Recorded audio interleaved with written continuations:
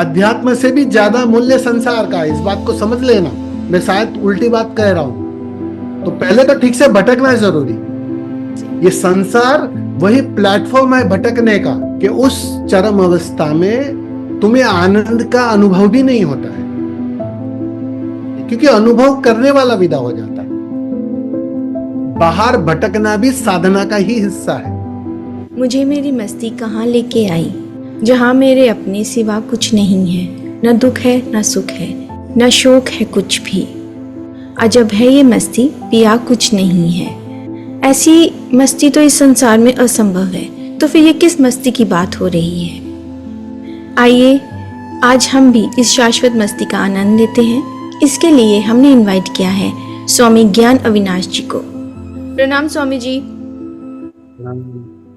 Welcome to a sense of spirituality.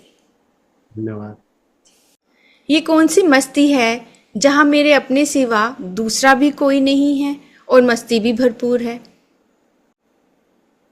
साधारणता जीवन में एक संसारी के लिए, एक बेचैन व्यक्ति के लिए उसकी मस्ती और एक बुद्धों की मस्ती, एक जागे हुए की मस्ती, जमीन आसमान का अंतर होता है। शब्द वही है। जी। जब एक साधारण व्यक्ति कुछ अच्छा जानता है तो कहता है मजा आ गया, मस्ती आ गई। जी। और एक बुद्ध जिस मस्ती की बात कर रही, इस गीत के शाश्वत। अंदर जो शाश्वत मस्ती की बात है, जी। वो बिल्कुल अलग है। जी। क्योंकि साधारण व्यक्ति मन के साथ जानता है मस्ती, और एक जागा हुआ शाश्वत जब जानता है कि जब मन नहीं होता है तब जो मस्ती होती है, वो मस्ती तुमसे फिर कोई छीन नहीं सकता है। वो शाश्वत है, वो कभी खो नहीं सकती है। सारे बुद्ध इसी मस्ती की चर्चा करते हैं, तुम्हें याद दिलाते हैं। जी। तो उसके संबंध में कहा है कि जिसे छीना नहीं जा सकता, जो सुख और दुख के पार है, जहां सुख दुख का अनुभव नहीं है। जी। साधारण मस्ती में अभी आया है सुख, बस पीछे पीछे पीछे पीछे चला आ रहा है दुख, पीड़ा आ रही है। जी। तो डिफरेंस डेफिनेटली रहेगा। जी। तो आपके कहने का मतलब है कि ये परमानेंट मस्ती है, परमानेंट आनंद है, जो इरिस्पेक्टिव ऑफ सिचुएशन, हम दुखी हैं या सुखी हैं तो फिर भी ये आनंद है। वो जारी रहता है, उसको छीनने का कोई उपाय नहीं। इस बात को समझो। बुद्ध को आप कारावास में डाल दो, उसकी मस्ती रत्ती भर कम ना होगी। और हमें तो कुछ कम मिल जाएगा, बस बेचैन हो जाएंगे, मस्ती चली गई, जैसे कुछ कम हो गया। जी। क्योंकि मन के साथ एक भिखमंगापन बना रहता है। मन हमेशा और ज्यादा की मांग से भरा होता है। इसलिए सारे बुद्ध तुम्हें मन के पार ले जाने की चर्चा करते हैं। तुम्हें एक ही बात समझाते कि तुम भी मेरी तरह मन के पार आ जाओ, फिर तुम्हारी मस्ती कोई छीन ना सकेगा। असंभव है ये, तुम्हें कोई दुखी ना कर सकेगा। अब तुम कारावास में उसी उत्सव में जियोगे, और महल में भी उसी उत्सव में जियोगे। वो कला आ जाएगी, उस मस्ती की बात है। हाँ जी, आपने बोला कि हमें मन के पार जाना है, लेकिन मन तो बहुत स्ट्रांग है, तो फिर आम आदमी मन के पार कैसे जा सकता है।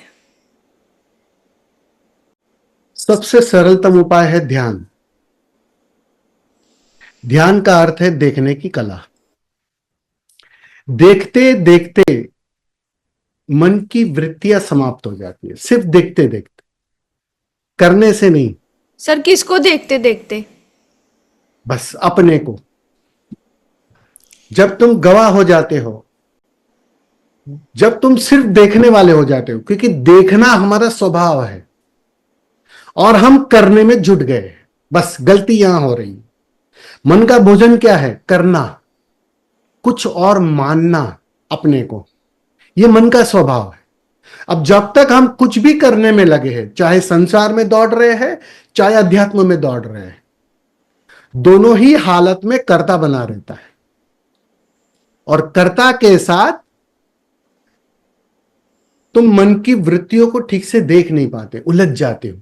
करने में, दौड़ने में उलझ जाते हो। स्वामी जी, आप साक्षी भाव की बात कर रहे हैं ना? हाँ, मतलब शब्द उसको कोई भी दे दो आप, शुरुआत में दृष्टा। साक्षी भाव कहना पड़ेगा, निश्चित ही वही कहना पड़ेगा ना, कि जी। पहले तुम हर वृत्तियों को देखो, तो उसके गवाह रहो, साक्षी रहो, उसी की पहले बात करनी पड़ेगी। लेकिन देखते देखते देखते एक दिन ये देखने वाला विदा हो जाता है, तब तक देखना है। जिस दिन देखने वाला भी विदा हो जाता है, उस दिन क्रांति घट जाती है। उस दिन तुम अपने शुद्धतम स्वभाव में आ जाते हो देखने के। अब देखना जारी रहता है और बाहर शरीर कृत्य करते रहता है। एक दूरी बनी रहती, एक समझ बनी रहती है कि मैं ये नहीं हूं, मैं ये हूं। मैं करने वाला नहीं हूं, मैं भोगने वाला नहीं हूं, मैं सिर्फ देखने वाला हूं। ये बात, ये समझ 24 घंटे जारी रहता है। उसी का नाम समाधि है, उसी का नाम समाधान है। आ गया समाधान। तुम अपने घर लौट आए, तुम अपने स्वभाव में लौट आए, तुम अपने अद्वैत में लौट आए, तब तक जीवन में बेचैनी रहेगी। लेकिन हम कोई भी जैसे संसार का काम करते हैं तो बोलते हैं कि मन लगा के अपना काम करो, जनरली यही बोलते हैं। तो फिर यही ये तो ये भाषा की, कॉन्ट्रडिक्शन। नहीं नहीं नहीं, ये भाषा की बोल है, यही मैं समझा रहा हूं ना। क्योंकि समाज कहो या जो हम जीते हैं, वो अभी हम सिर्फ मन में ही तो जीते हैं। हमारा जन्म भी हुआ है, मन के कारण जन्म हुआ है, मान्यताओं के कारण जन्म हुआ है। मतलब उस पार या उस पार की खबर आज तक थी ही नहीं कोई। भाषा के साथ अध्यात्म को समझना कठिन हो जाता है। इसलिए कहते हैं ना कि शास्त्र तुम्हें उलझा देते हैं, पहुंचाते नहीं है। उसकी वजह एक ही है, क्योंकि शास्त्र कहते हैं प्रेम, तुम अपने वाला प्रेम समझते लेते हो। मन के साथ काम वाला, बेचैनी वाला, उस प्रेम को प्रेम समझ लेते हो। कबीर किस और प्रेम की बात कर रहे हैं जहां मन नहीं है।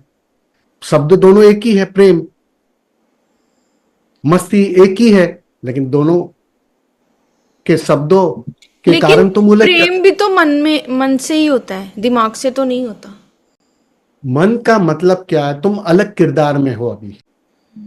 तुम अपने देखने के किरदार को छोड़कर किसी और किरदार में उलझ गए। जैसे मेरा नाम स्वामी ज्ञान अविनाश है, या मेरा संसारी नाम है स्वामी, अरे, हितेश मेहता। तो हम उस किरदार में इतने उलझ जाते हैं कि हम ये देखना भूल जाते हैं कि ये सिर्फ किरदार है। हम उसमें उतना इन्वॉल्व हो जाते हैं और उसी को सब कुछ मानने लगते हैं। वही सब कुछ है, वही सही है, वही गलत है। अब हितेश को कोई गाली देगा तो मुझे बेचैनी होती है, हालांकि होनी नहीं चाहिए, लॉजिकली नहीं होनी चाहिए। कोई हितेश, हितेश की जगह मेरा और कोई नाम हो सकता था, ABCD, या मिलिट्री में कोई नंबर दिया जाता, कोई नंबर होता मेरा। तो नंबर को कोई गाली दे रहा है तो मुझे क्या लेना देना है। लेकिन बेचैनी हो रही है क्योंकि मैंने हितेश को अपना होना मान रखा है। उसी से तो मन की सघनता बढ़ती है, झूठी मान्यताओं से। अब मैं डॉक्टर हो गया तो मैंने अपने को डॉक्टर मान लिया, मैं वकील हो गया, मैं किसी का पति हो गया, मैं किसी का पिता हो गया। तो ये सारी मान्यताएं मजबूत होते जाती। जितनी वो मान्यता मजबूत होती है उतना मन मजबूत और सघन होता है। मन का धुआं सघन हो जाता है।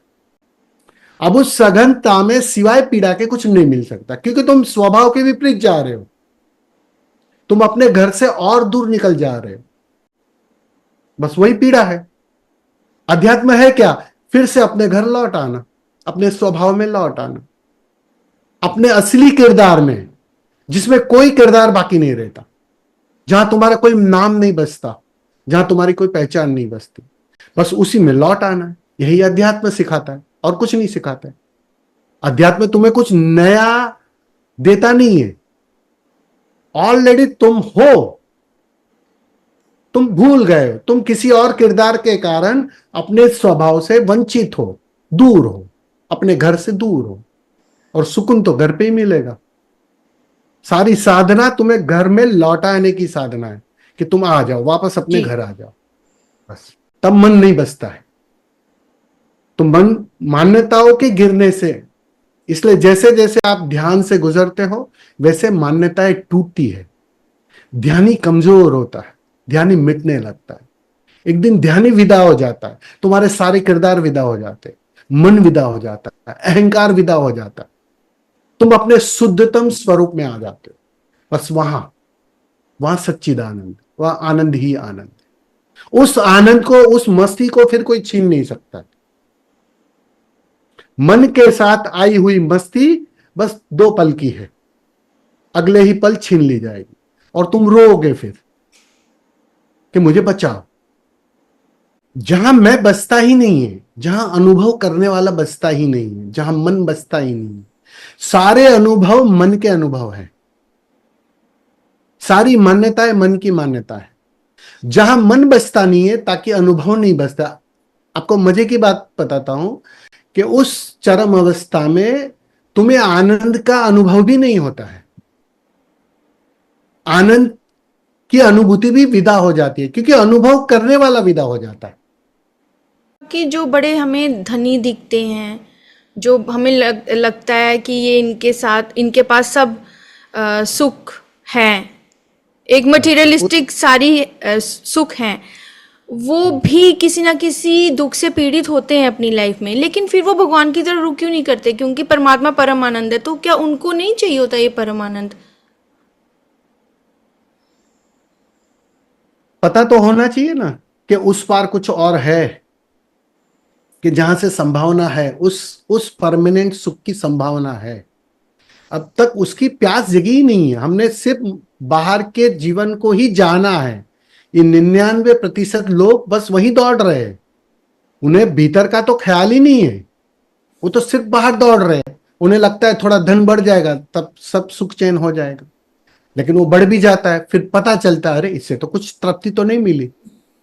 तो भटक भटक के वो समझ आती है कि बाहर से कुछ मिल नहीं सकता है, इसलिए वो भटकता है, जी भर के भटकता है। वो भी साधना का हिस्सा है, इस बात को समझ लेना। बाहर भटकना भी साधना का ही हिस्सा है। वो तुम्हारी सारी बाहर की पकड़ मान्यता को कमजोर और तोड़ता है, कमजोर करता है। वो तुम्हें एक समझ देता है। अब मैंने समझ लो, मुझे एक भ्रम हो कि धन से सब कुछ मिलेगा, तो मैं धन के पीछे पागलपन ले आऊंगा, धन इकट्ठा कर लूंगा, धनी हो जाऊंगा, और फिर मैं पाता हूं बात तो वही की वही है, बेचैनी वही की वही है जी। तो वो आने के बाद ही पता चलता है ना। इसलिए भटकना जरूरी है, वो गलत नहीं है कुछ, लेकिन एक दृष्टि से, एक जगह से देखना पड़ेगा कि धन पाकर भी मिला क्या मुझे कुछ। वो लोग देखना भूल जाते जी, वहां नजर ही नहीं जाती है कि इतनी दो आदमी बुढ़ापे में ही है ना, सवाल करता है फिर अपने आप से, अब क्या जी, इतनी जिंदगी जी, इतनी भागा दौड़ी की, इतना सब कुछ अचीव किया, इतना नाम बड़ा कर लिया, सब कुछ कर लिया, लेकिन वो तनाव, वो चिंता, वो दुख तो जाते नहीं है। वो तभी दिखाई पड़ता है, लेकिन तब देर हो जाती है। अब क्या करें, हर बार यही होता है। लेकिन हमें मेडिटेशन करके, जैसे हम मेडिटेशन में बैठते हैं तो ही हमें शांति मिलेगी। जब हमने कभी बैठे ही नहीं, अब जब हम बूढ़े हो गए, अब बॉडी साथ नहीं देती। देखो, मेडिटेशन में बैठने का अर्थ इतना ही है, देखने की कला। मैं ध्यान की एक ही परिभाषा करता हूं, देखने की कला। तुम्हें देखना आ जाए, तुम साफ साफ देख पाओ कि कर कोई और रहा है और जान कोई और रहा है, देख कोई और रहा है। बस उस बात को तुम धीरे धीरे अपने जीवन पे छा जाने दो, वो 2400 घंटे की दशा हो जाए, छूटे नहीं, देखना छूटे नहीं। क्योंकि हमारा असली रोल तो देखना ही है, करना नहीं है। ये करने की भ्रांति में ही तो हम उलझ जाते हैं, हम करने में लग जाते हैं। मजे की बात है, अशांत आदमी शांत होने की दौड़ में लग जाता है, वो कभी शांत ना हो पाएगा, क्योंकि करना ही अशांति है। अशांति से शांति में जाने की जो कोशिश है ना, वो कोशिश ही सबसे बड़ी अशांति है। अब क्या करना है शांति के लिए? कुछ नहीं करना है, अपने से तरंगे शांत हो जाएगी। बस तुम देखो, सिर्फ समय सारी तरंगों को विदा कर देता है, अगर तुम इंटरफियर ना करो तो, तुम कोई हलचल ना करो तो। क्योंकि हम मन के कहने में ही आके क्रोध करते हैं। मन का किरदार वो है, वो मांग से भरा है जी, वो अतृप्ति से भरा है, वो भूखा है, वो बेचैन है जी। अब उसी को साथी माना है अब तक जीवन भर से, तो हम उसी की सुन रहे हैं। अपनी तो सुनना भूल गए हैं। वो तो अपनी सुन कौन सकता है? जो थोड़ा ध्यान से गुजरेगा, जो अपना फिर से मालिक हो जाएगा, जो अपने घर का मालिक हो जाएगा। तुम जी घर के मालिक होंगे तभी तो घर में तुम्हारी चलेगी ना। अभी तो नौकर की चल रही है। मन तुम्हारा सर्वेंट है, जी वो मालिक बना बैठा है। उसको आपने ही मालिक बनाया। मजे की बात तो ये है, जी कोई और नहीं बनाता है। कोई संसार या बाहर के लोग मालिक नहीं बनाता है मन को। जी हमने ही उसे पोषित किया है कि बेटा तू इस राजगद्दी पे बैठ, हम तुम्हारी सुनेंगे। और जन्मों जन्मों से ये काम किया है, तो बहुत आदत नेचुरल है। आदत पड़ गई है। और इतनी डीप थिंकिंग भी होनी चाहिए था, विजडम भी होना चाहिए ये सब कुछ जानने के लिए। बिल्कुल बिल्कुल, जी ध्यान से वही आता है ना। ध्यान जैसे जैसे तुम थोड़ा ध्यान से गुजरते हो ना, तो यही समझ फलित होती है। एक दिन ध्यान का परिणाम क्या होता है? एक दिन दिखाई पड़ता है खजाना। अरे, जिसके लिए दौड़ रहा था, जिसके लिए पागलपन था, जिसके लिए बेचैन था, उसको तो मैंने कभी खोया ही नहीं। वो साफ साफ बिल्कुल नग्न में दिखाई पड़ जाता है। जी बस उस दिन दौड़ समाप्त हो जाती है। और दौड़ समाप्त होते ही तुम शांत हो जाते हो। तुम्हें शांति मिलती नहीं है, शांति तो स्वभाव है, तुमने खोई नहीं है। मजे की बात यह है, जी आनंद तुमने खोया नहीं है, आनंद स्वभाव है। बस मन के कारण, झूठी मान्यताओं के कारण कुछ ना कुछ मान लिया है कि ये होगा तो शांति होगी, ये होगा तो आनंद होगा। ये जी तुमने मान रखा, तो उसको देखना पड़ेगा बस। तो ध्यान उसी की कला में तुम्हें निपुण करता है, देखने की कला में। आप ये भी कहते हैं कि ध्यान से मुक्ति नहीं मिलती, तो फिर मुक्ति किससे मिलती है? ध्यान से मुक्ति, जिस मुक्ति को तुम समझ रहे हो कि मुक्ति मिल जाएगी और मैं बचा रहूंगा, वैसी मुक्ति नहीं मिलती। ध्यान से ध्यान ही मुक्त हो जाता है, ध्यान ही विदा हो जाता है। और फिर जो अवस्था है उसी का नाम मुक्ति है। वहां मुक्त जो हो रहा है उसकी कोई खबर ना रहेगी, वो ना बचेगा। वो अद्वैत की अवस्था है। और हम ध्यान में भी मुक्ति के संबंध में जाते हैं। इसलिए तो आखिरी पड़ाव पर मुक्ति की मांग भी बाधा बन जाती है। गुरु के चरण भी बाधा बन जाते हैं, सब कुछ बाधा बन जाती है। क्यों? क्योंकि हम उससे अब कुछ और मांगने लगते हैं कि अब ठीक से ध्यान करेंगे ताकि मुक्ति मिल जाएगी। तो फिर क्या करना तो चाहिए? ध्यान से गुजरना है ताकि ये ध्यान ही विदा हो जाए। हम ध्यान ही के विदा होने की तो चिंता ही नहीं लेते। हमें तो फिक्र है कि मिल जाएगा कुछ, कोई एनलाइटनमेंट घट जाएगा, कोई समाधि उपलब्ध हो जाएगी। समाधि तुमने खोई नहीं है, बस ये बात समझनी है। इतनी सी बात है। समाधि पानी नहीं है, भ्रांति में मत रहना। समाधि तुम पा नहीं सकते क्योंकि ये स्वभाव है, गहरे से गहरा स्वभाव है। वो तुम्हें मिली हुई है, उपलब्ध है। बस वो जो झूठे आवरण है ना, उसको विदा करना। ध्यान से वो आवरण गिरते हैं ताकि वो जो ध्यानी है, वो जो करता है, अब वो जो ध्यान का भी करता हो गया, अब वो भी विदा हो जाता है। तब ध्यानी विदा हो जाता है और अद्वैत फलित होता है। दो नहीं बचते। फिर वो मस्ती कोई नहीं छीन सकता। वो अवस्था आती है। तब तक ध्यान से गुजरना पड़ेगा। अब दवाई तब तक तो लेनी पड़ेगी जब तक तुम स्वस्थ ना हो जाओ। जी तो दवाई का मूल्य है। जी लेकिन आप सोचो जरा, तुम स्वस्थ हो जाओ और दवाई चालू रखो तो क्या होगा? वो जहर बन जाएगी।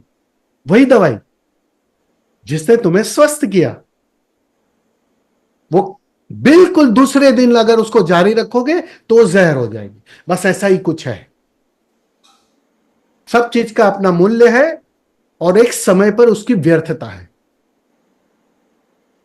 मूल्य पर भी जोर देना है ताकि तुम ठीक से दवाई ले लो, और एक समय आएगा, स्वास्थ्य आएगा, तो उस दवाई से उस दवाई को उससे छोड़ना है, मुक्त होना है। मुक्त होना है। तब तक चाहिए, तब तक मूल्य है उसका। जी, आप बोलते हैं कि ध्यान है देखने की कला, तो फिर क्या देखना है?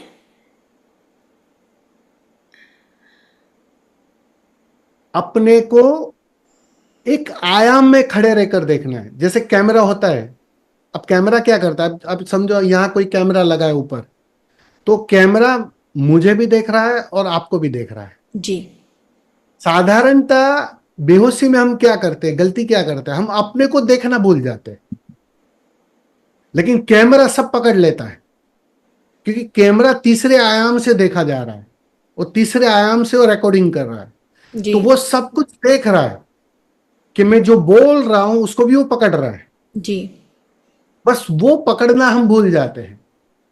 तो क्या देखना है, मतलब एक एक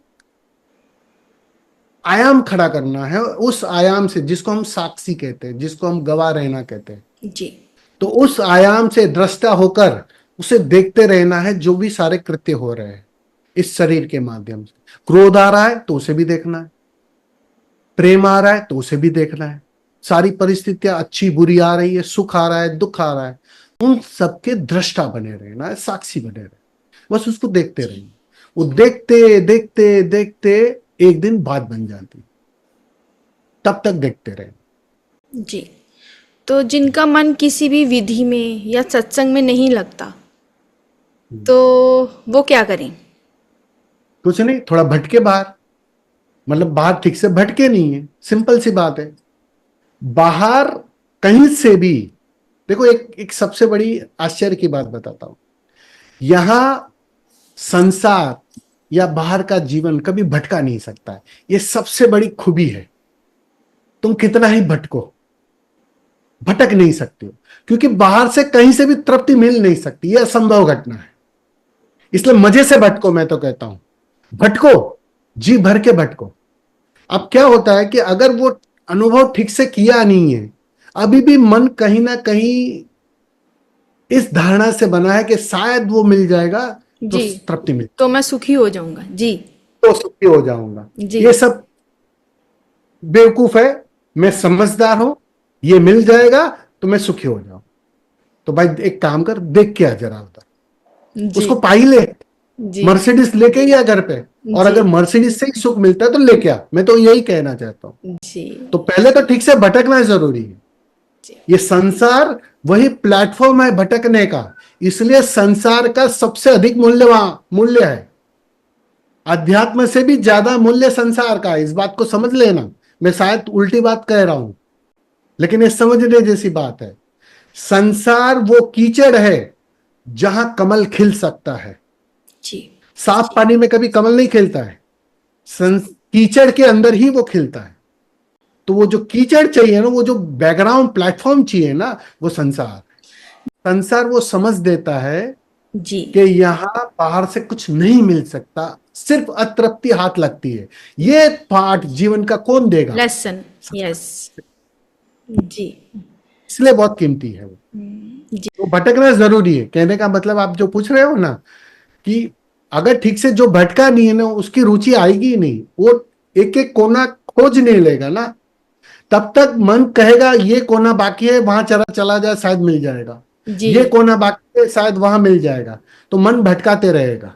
लेकिन तुम सारे कोने एक बार देख कर ही आ जाओ, जब थक ठीक से भटक, जाओगे, जी जब थक जाओगे तो खुद ही अपने आप में आओगे। फिर और कोई एक बात पक्की हो गई ना, कि जी मैंने सारे खोज लिए, जी टटोल लिए, बात साफ हो गई कि वहां से नहीं मिलता है।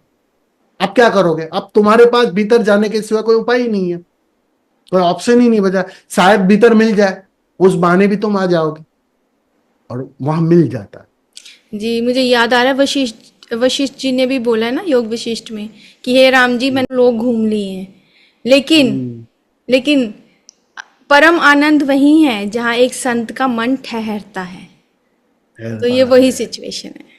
बिल्कुल बिल्कुल। जी जी। आप देखो कुछ कोई मैसेज देना चाहते हैं हमारे व्यूअर्स के लिए?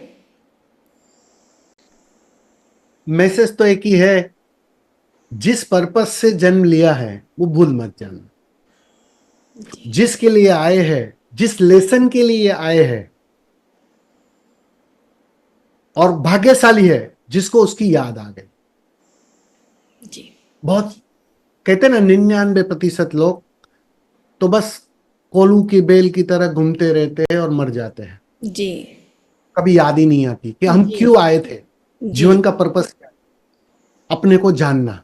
वो भूल जाते हैं, वो कहीं पीछे ही छोड़ देते हैं। जी तो वो बस वो याद रखना जी किस पर्पस से आए हो, और वो पर्पस अगर सॉल्व हो गया तो तुम भाग्यशाली हो, तुमने पा लिया। जी जिसके लिए आए थे तुम उत्तीर्ण हो गए, इसलिए तो वापस नहीं लौटना पड़ता है। मजे जी की बात यह है जी कि जो वो लेसन पूरा कर लेता है, वो बोध पूरा कर लेता है, अपने को जान लेता है कि मैं कौन हूं। जी इसलिए सारी अध्यात्म की साधना एक ही है, तुम जान लो कि मैं कौन हूं।